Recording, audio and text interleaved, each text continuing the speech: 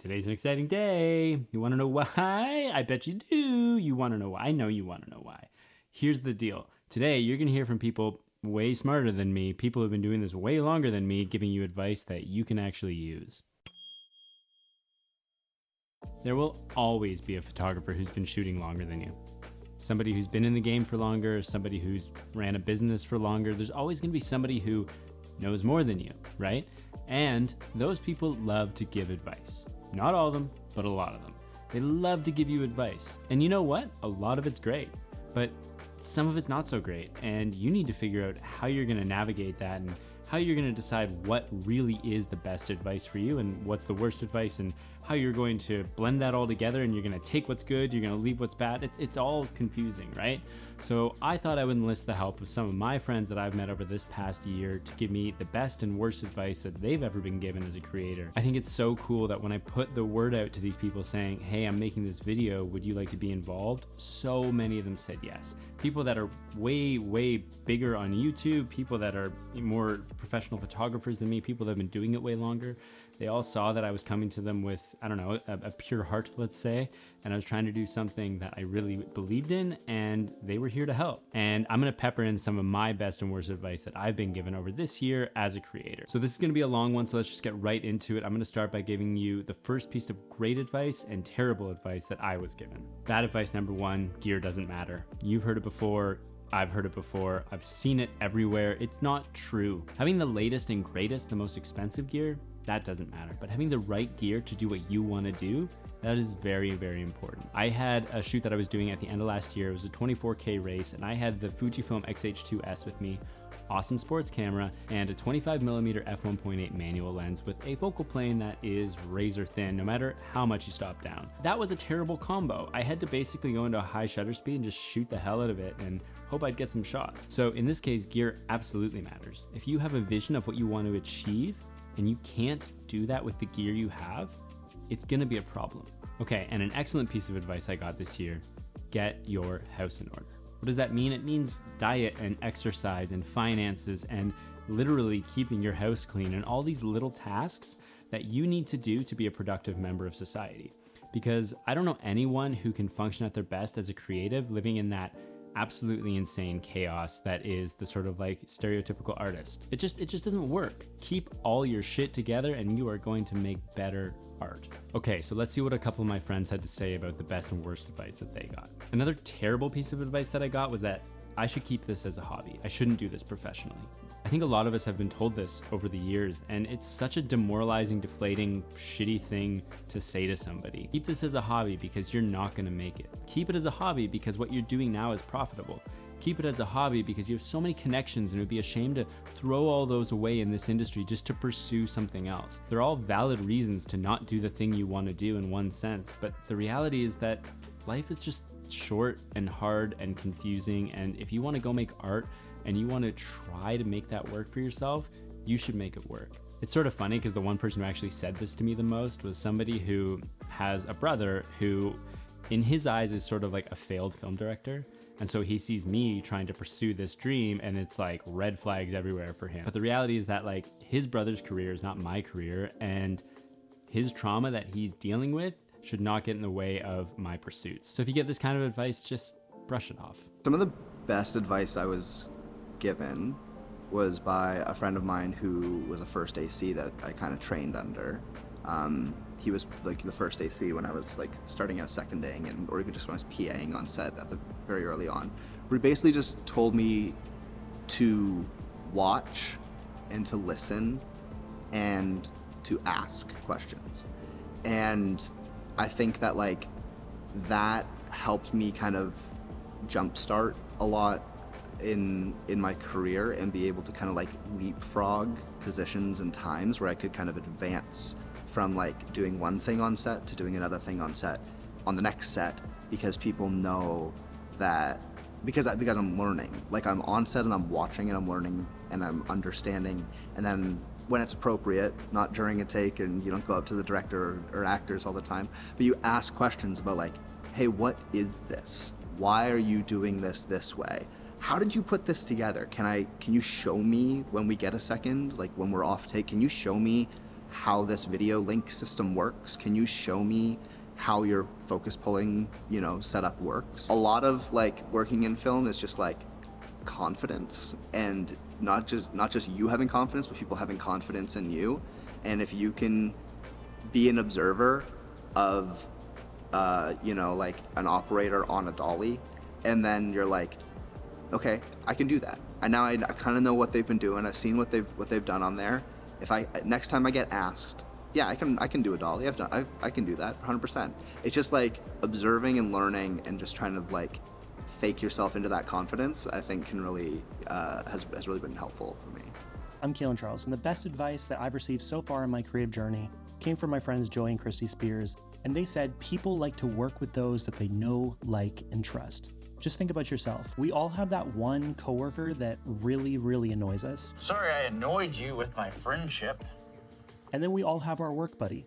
Naturally, we want to spend our time with the person we enjoy being around. And that's true from a marketing employee to a CEO. So be likable and be a good person. Now, the worst advice that I've received in my creative journey wasn't really advice at all. And I had so many people within my personal sphere and my field rant about how trash vertical video was, how it looked awful, how they didn't want to shoot it, how landscape was better. And I could have listened to those opinions and said, yeah, you're right, vertical video is trash, it looks terrible, I hate shooting it. And I could have chosen not to shoot it. But if I'd listened to those opinions, I would have missed out on so many amazing creative and work opportunities. Now, the takeaway here is to listen to what the market is calling for and not the opinions of others, because opportunity is always going to be where the market is. But since that wasn't really advice, I will give a bonus one. One of the worst pieces of advice that I ever received was to charge your clients as much as you possibly can. Now, don't get me wrong, I am all about getting paid your worth, and I think photographers too often are undervalued and underpaid. But we need to recognize that the people we're usually negotiating with are employees. They're people who make $50,000 or $60,000 a year, have a locked-in budget and a set list of expectations kind of handed down by their superiors. And by trying to stick it to them and get as much as you possibly can, you are actively making those employees' lives more difficult. Let me give a quick example. About a year ago, I was contacted to do an event shoot. It would have taken about an hour, probably about 30 to 45 minutes to edit the photos, and the budget was set at $1,000. And I turned it down because they didn't meet my day rate. I didn't have any other competing jobs that day. I didn't have a conflict of scheduling, but what their budget was didn't meet my set day rate. And so I didn't do the job and I went on with my life. Now I could have said yes to the job. The employee would have been happy and had great photos, and I would have been happy and had an extra $1,000 in my bank account for about an hour and a half of work. But instead, I stuck to my prices and I didn't make anything. The lesson here is don't miss out on great opportunities because of arbitrary lines or values that you've drawn in your head. Well, I hope those lessons are valuable to you, and I guess back to your video. Okay, so here's a great piece of advice that Calin, who you just saw, gave me the last time we met. He said to me, I think you need to decide what trajectory you want your career to go on. Are you looking for slow growth in the medium that you want to do exactly? Do you want to pursue your art as purely as possible to get where you want to get in the time frame it will take when you're doing things as pure as possible? Or do you want a faster trajectory, and are you willing to do different types of work in order to get yourself there? What I really appreciate about this advice is that it wasn't judgmental. It was just saying, pick a trajectory for yourself and pursue it. You can always change later. If you decide you want to go on this fast growth process where you're making money and you're getting clients and all this stuff, and then you decide it's not for you, you can scale back and you can go get a part-time job and you can just pursue this on the side until it does pay for itself. Or if you want to go all in, you want to just like push super hard, you can do that too. I think it was just great advice, and it left me feeling so confident that I can make these kind of choices for myself. Let's see what some other folks have to say.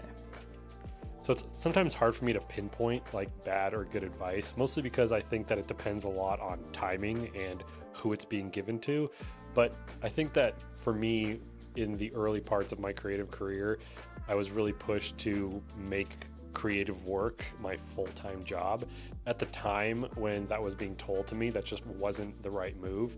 I tried that and I fell flat on my face. I definitely think that there's a time and a place to go all in with your creative work and try to make it your career. But when that was being told to me, it just wasn't the right piece of advice that I needed to hear. It turned out that me having a normal job and then working on my creative work on the side actually allowed me to create stuff that I was actually passionate about and not have to be constantly working to get a paycheck from my creative work. And I think that that also bled into my YouTube channel because I wasn't depending on views and subscribers. I could just make whatever I wanted to make, and that is what I think helped my YouTube channel grow as much as it has. It wasn't until later in my YouTube career where I found that I could actually quit my day job and go full into YouTube because it was the right time for me. And I think that the best piece of advice was something that may or may not have been given to me in the context of creative work, but it was just that it's really hard to fail when you're having fun. And I think the idea behind that is like, even if I wasn't making a dime off of creative work, if I had no YouTube subscribers and I got no views, if I'm still having fun, I think that I'm doing something right. I equate it a lot to skateboarding. I haven't made a dime from skateboarding. I haven't found any recognition, but I'm still doing it. I've been doing it since I was 9. I'm 33 now, and I still have a lot of fun. So I don't consider myself a failed skateboarder just because I haven't made a career out of skateboarding. Making sure that you're still passionate about what you're doing creatively and it's bringing you joy, I think is something that is really going to help you stick with it for the long run. Hi everybody, my name is Deleon. I am a photographer out in Houston, Texas, and my buddy Chris Taya has asked me to tell you all about the best advice and the worst advice I've ever gotten as a photographer from other photographers. And thankfully enough, I have a really great network of photographers and non-photographers that I talk to on a daily basis. And throughout this whole journey, they've offered me gems of advice, but to pick one specific one is to recognize whether or not you are burnt out and to put it all down for an extended period of time. That way you can reassess what's really important to you, and you can just live life outside of photography, and hopefully that life experience can aid you in finding your voice and finding, you know, your quote-unquote style, which is a point of contention that's always going to be discussed when it comes to photography or art in general. So I would say whenever you feel burnt out over something that you should be enjoying, like photography or whatever hobby you have, learn when to recognize that and to put it all down and just live your life. Now, for the worst advice, I truly, I think I just block everything out that I just do not resonate with from other people. But typically older photographers that I've met throughout my lifelong journey in photography that see themselves as an authority figure over me or impose themselves as mentors over me when I didn't ask them to be. The 3 words that come to mind whenever I hear some BS always comes from, you have to. You can just be very blunt and tell them, no, I don't. So I would just say keep it simple like that. Just be aware of the advice that you decide to digest, and, you know, just assess the people you're around at all times. But thank you so much. Those are my 2 cents, Chris, 2.7 Canadian. And thank you all so much, man. I hope to see Chris soon. And lastly, internet friends are real. So thank you so much, and stay warm out there, guys. Next piece of bad advice that I got this past year was just take every job you can. Now, if you're like me and you're pretty new in the industry and there's not a lot of stuff coming your way, it's so tempting to take anything you get. Now, right away, I'd like to say, if you need the money, if you absolutely need the money from that job, take the job. Take the job. Pay your bills, feed your family, pay your rent, all that stuff. Super important. I would never begrudge somebody or say, oh, you shouldn't take that job because it's not fulfilling enough artistically, or you shouldn't take that job because they don't respect you as a filmmaker or whatever. If you need to eat, you need to eat. It's cool. I've done it. I've walked away from certain projects this past year feeling like I went to war with my clients, where people were just expecting so much for so little. I had to do a million extra edits and it was exhausting. Usually these kind of projects are not something you're going to put in your reel. They're not something you're going to be proud to show to anybody. They're going to pay terribly and they're going to take up a lot of time. Now, a great piece of advice that I was given was to shoot as often as possible. I know this one's obvious. I know you know this, but just do it. Shoot all the time. Whether you're shooting videos, whether you're shooting photos, doesn't matter. For me, lately, the most exciting and creative thing I've been doing is all these YouTube videos, and it's making me feel like I have the opportunity to grow, and I'm learning every time I'm doing it, and it means that I always have something to be doing that's really exciting. The other thing, and I don't think as many people talk about this, if you're constantly shooting and putting out creatives and stuff like that, you're going to look like you're busy all the time. Prospective clients are going to look at that and be like, wow, this person is doing a new shoot every 3 or 4 days. They seem like they're really busy. They're always putting out stuff. They don't have to know that that stuff is just for fun or creative. They can think it's for paying clients, and then they think, oh my God, we have to book this person.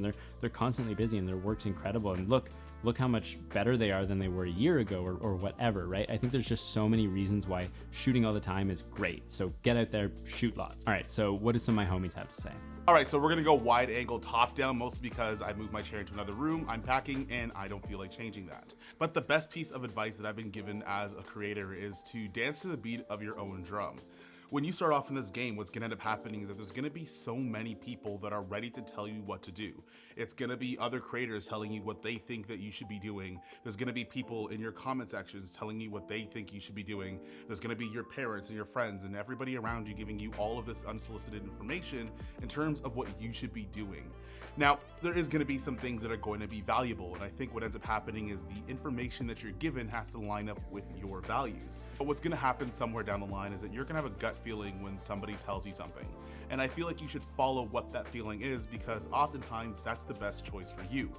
In fact, a lot of the successes that I've had in my creative career have stemmed from me straight up not listening to the advice that was given to me. And albeit the person that might have given it to me might have been a little bit offended, it ended up being the optimal decision of what I should be doing versus what somebody else thinks I should be doing. Now, not necessarily one piece of advice, but the worst thing that I've ever been told, or at least a concept that I had to follow, was that there was something that I needed to do in order to identify as a filmmaker or a photographer, or whatever creative profession that you want to call it there. I find that in 2024, we put so many barriers around who gets to call themselves what, which kind of doesn't make any sense, because the skill overlap, as long as that person is practicing that skill and they have the intention of bettering that skill, unless there's a piece of paper somewhere out there that distinguishes one person from the other, I don't think you're able to be the authority on who's allowed to identify as a certain part of a group. Much like you don't have basketball players telling golfers that they're not real athletes, I don't think that creating a certain criteria that essentially is arbitrarily made up to prevent you from being a filmmaker or photographer is necessary.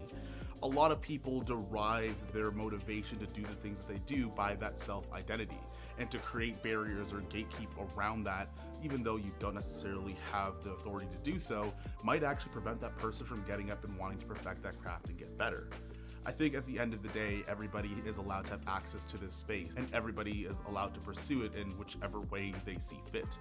And I don't think that the internet should be the determining factor to tell you which one you're allowed to be and which one you're not. I guess my best piece of advice is figuring out just why you want to do a YouTube channel. Some people do it just for the sake of doing it, like they just want to build a thing, and sometimes you're successful in building that thing. And when you're successful in building that thing, you do all the metrics and things and all the analytical tools that people teach you and tell you to do. You use all those tools and try to figure out how to game the system. And when you do that, you might find yourself with just like a nothing burger at the end. So if you're an artist and you're actually like a creative person, you want to find fulfillment in the work, you really have to dig deep and figure out why you're making stuff and putting it on the internet. One bad piece of advice I have come across is consistency for the sake of consistency, because I think it plays into what I just said in that, was that good advice or bad? I don't even know what I'm saying. I don't know. Is it just all bad advice? Consistency for the sake of consistency is going to lead you to burnout as well. It's a good thing, like the YouTube needs consistency, like if you want the thing to grow, but the question is, what are you growing towards? It's a word salad, and I'm sorry if it was too long. Okay, bad advice time. Only post bangers. Banger, I hate that, what a dumb word. only post the best of the best. This is a weird one because I think there's some merit in it. Like, if you only post great work, then people will think you make great work and maybe they'll hire you for it. I think this advice ultimately comes from a place where a lot of people treat social media as their portfolio. Social media is not your portfolio, or it probably shouldn't be. Your portfolio should live somewhere where you have full control over it. You don't own Instagram, it could close tomorrow and you'd be fucked. So your portfolio is something you control and you can send to clients. I look at my social media as kind of a living portfolio that is showing my progression. Whereas the stuff that I would choose to put on my website or I'd choose to send as kind of like a gallery would be something that I would say like, this is the best that I've done so far. And I want people to see this, so they'll book me for this. Okay, so I reached out to my friend Britney. She's a photographer and she is absolutely amazing. She does interior design work and food, and she's super busy. She's booking, 100 shoot days a year, making 6 figures, doing really, really well. And her work is stunning. I reached out to her for this and she didn't really want to be on camera, which I get. Not everybody's as much of a fucking ham as I am, but she was willing to help out. So I'm going to read you what she sent to me because I think it's so valuable. And I'll throw some of her work up here so you can see it as we're kind of going through this. So here's what she said. The best advice: don't specialize too early in your career. Shoot everything that you think will lead to something else. A freelance career is a snowball effect and takes a really long time to build. I've had clients come back after 3 to 4 years because I met them at a small event I shot years earlier. Put your ego aside, nothing is beneath you. Rejection happens constantly, so get used to it. Accept lower rates for projects you want and negotiate with clients. Oftentimes, they'll be up for it. Ask clients what their budget is before quoting. Be a photographer first, but also be a kind, wise business person. Relationships in this industry are everything. And the worst piece of advice: work constantly. This industry is prone to burnout and you're no good to anyone if you have no creative juices left. Work hard, then put down your camera and take time off. Genius. And look how good her work is. My God. Hey guys, my buddy Chris wanted me to reach out and talk to you about the worst photography advice I've ever gotten and the best photography advice I've ever gotten. And no shade to the people that gave me this information and no shade to people that give you this information. These are just things that for me personally, I started to realize weren't necessities whenever it came to my photography lifestyle, or things that turned out to be gold nuggets of truth that I've continued to build a foundation of my photography lifestyle on. So starting off with the worst, and again, no hate to anyone who does this, but the worst photography advice I'd ever gotten was get yourself a second camera body. And the reason why that was bad advice is this. For my shooting style, I just didn't need it. At the time that I got that advice, I was mostly doing just commercial work. I was mostly doing just product advertisement, whether for video or for photo. And I had gotten repeatedly beaten to my head, you have to have a second camera for a B-shot. You have to have a second camera with the second lens so you can do all these things quickly, etc. But the issue is at the time that I was doing that, I wasn't shooting weddings. At the time that I was doing that, I wasn't really getting into sports. In fact, I was only being mentored in sports photography. And at the time I started doing that, I wasn't doing anything at high rate commercial paces that would even mean that someone would request that I'd have to have a B cam. So I went out and I purchased one, and it was a purchase that for the first time using it, I liked the fact that I could have a 50mm and a 28 on me. I could have a 70-200 and a 50 on me, but I slowly realized that I wasn't really using the second body. I always made sure on my main camera, which was the Canon 5D Mark II, that I always had the correct lens for the correct situation on that body, and that was the main thing that I used. In fact, I was having to go out of my way to find a reason to use that second camera body with the 28 or the 50 on it. I was having to find a reason, honestly, to even make sure that it came out of the camera bag. And so I feel like for a lot of people, especially when you want to start making money and you want to be professional and you want to start growing in your craft, the issue that we have is we start believing that we have to fit a certain look, a certain ideal with everyone else, but more importantly, we kind of feel like we have to fit the part and grow into our gear when that's not what's supposed to happen. Our gear is supposed to grow into us. The best advice that I've ever gotten whenever it comes to photography is the idea of less is always more. The less gear that you have, the more efficiency you have whenever you're out there doing work. The less redundancies in lenses, because, oh, I have this one specialty lens that does this and does that. don't go for it. I have this one body that's for this slow motion bit rate. I have one body that's for this. I have this light that's for that, this for that. The less gear that you have, the less decisions you have to make. And it's one of the best things for me. Right now, I'm just at a 2-body system. I am currently only using one body for video and one body for photo. Now, that doesn't mean whenever I'm doing leisure stuff, I don't have cameras that are for myself. I run this Canon P whenever I'm shooting film as of right now, and I'm currently selling this Leica Q, but I did have this for a little bit. And again, I fell into the idea of I need a backup body, so I had this as a second body, and this ended up being something that my wife could shoot. So it just, the more and more camera gear I get, the more I get in my head about, am I using this enough? Am I using that enough? Am I using this lens enough? Am I using that lens enough? Is it justifying the price that I paid or what I'm doing? And whenever I take a step back, man, and I stop using all of that stuff, and I realized that, okay, I'm only using these 2 cameras, this camera for 90% of my work. Why do I need to buy something for the niche part of everything I'm doing? The more freedom I get, the more financial freedom I get, but more importantly, the more efficient I get in choosing my lenses, knowing my situations, and even better, producing work that is similar across the board to my clients, to where I have a consistent look and a consistent feel in all of my portraits, all of my environmental, all of my commercial, and all of my doc work. So I hope that helps you guys out. Worst advice I ever got, you need that second body. And the best advice I ever got is that less is more. Okay, last piece of advice, best piece of advice I've ever been given. Be the most helpful person you can. When I was working as a grip, the key grip told me one day, the number one thing you can do to get hired again and to move up in your career as a grip is to be the most helpful person on set. Now, the grip does a little bit of everything, and so it's easy to be super helpful because you do so much different stuff. If you can be the kind of person that anticipates the needs of the people around you, they're gonna love working with you. Being of service to people makes you feel good and is a good thing to do. So if you can be super helpful and you can be kind and you can be right there, right when they need you, you are going to do better in this world. A couple of my friends that have shared things with you today wouldn't be in this video if I hadn't reached out to them, ended up on set with them, and been as helpful as possible. Yes, they're good people, and yes, they wanted to help me out, but I had to show them that I was willing to help them when they needed it. And that's what it is. We help each other out. And hopefully that was helpful to you, because I want you to succeed just like I want to succeed. And I'm working on succeeding. And I think the advice that we get is so pivotal, and the advice we choose to take and the advice we choose not to take are just as important. Let me know what you think. What's some of the best and worst advice you've ever gotten?